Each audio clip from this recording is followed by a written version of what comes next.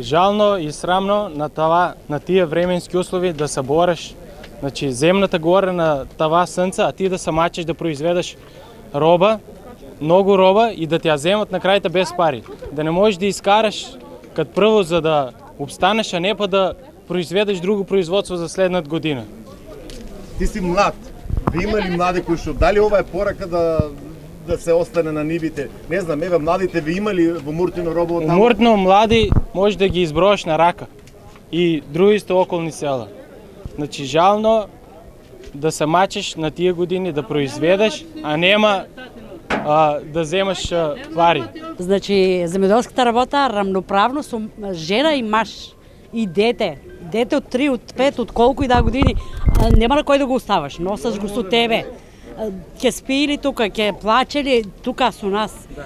На жега, на ветър, на дощ, па и ветрове, па и всекакви неприлики, ладно, снег, шо и да. Значи не можем, мораш. На одморе не сме идели. На шетане немаш време, да гледаш тука да секак што треба. И сега цени, какви цени, смешни. Деко иде нафта, деко иде все друго. Това е жално за секој ден. Срамно и жално тия млади деца тук, тия маленки деца, на 40 степена, да гора тук на слънце, защото за някои си ниски цени на пипяро. Това не ли е срамно и жално? Не ли е срамно и жално с родителите тук, да изгорят деца? Това е срамно и жално. Значи нека се свеса, нека ни дава добра цена, да можеш да работим. Значи това е жално, плачем и си кажувам си праците тук народ. Отмакат, значи да горят децата. Това е срамно. Помеѓу време има ли некаков фабер од министерството? Немаме никаков фабер. Кажава само Демек се получила 5 денара. Значи ние от тия 5 денара не правим нищо. Значи нека дадат значи, добра цена да може, не тярам никой за някаква цена. Тярам някаква цена да може да преживяваме и да извадим, ще се вика некой динар повеќе. Това е срамно и жално. Значи нека гледат всичко. Ама това тук на тай пек хода на нивата, мач се да изистира, да не сака и устранство да бега. Ке избега не устранство, ако трябва и Африка да по-ладно отколко тука. Со тия наши полицари. 35 години! 35 години и аз от малечок върна се, ожених се, война ма файка всичко, земеделие. Дава паспорти за 2 недели, за 10 дена дава, не се пишак. Никакви такво, останах тука. От тази държава, викам, ке бидаме държава с малко народ, с малко луѓе тука, берам да напредува taj народ. Ама нема со тия полицари, нема нищо. Аз съм нов земеделец. 3 години работам, ама как шо оде, ки избегам. Значи нема никакви цени, со маленко дете, јале едно машкичко имам, он ми работи, оти нема кој.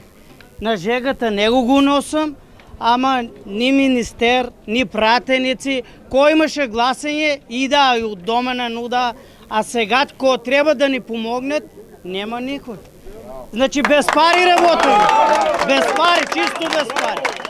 Не лагам да дадам веќе на откупи на индустрија. Оти коњите се ритат, магарините оддеват. Па на нас се обрато. 15 години работам на исти проблем. И никој пат не се решил това. Се иста слика. Кога ќе дојде пред откупните денове да се откупува, они имат секоја година залика. Истата година два. А проблемот е меѓу трговијата и преработувачето и сега пада наш грб. Сета слика се случува. По 17 години активно учество на сите тие работи. Истата слика, истите години, истите луѓе, Коста ми угаба, Забити ми угаба и ништо не се направи за заштита земеделието. Само јас не може да ми кажам, срамота, пеза на нашиот грб, пеза, невидена пеза. Ви кажете ми...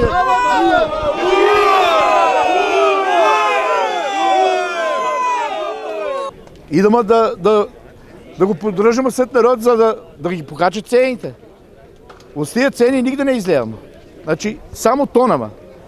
Редното и ние, значи, до сега толкова пъти, ама, па дай, белки да излезаме на прав път, ама, като че гледам, не вода, нигде. Значи, тонаме. И за това ти ги молям, властите мислям, да преземат мерки, за да го ослободят тай народ. Абе, шо ти гласаваме? Ние гласаваме, ама джаба. Гласаваме, ама за нищо.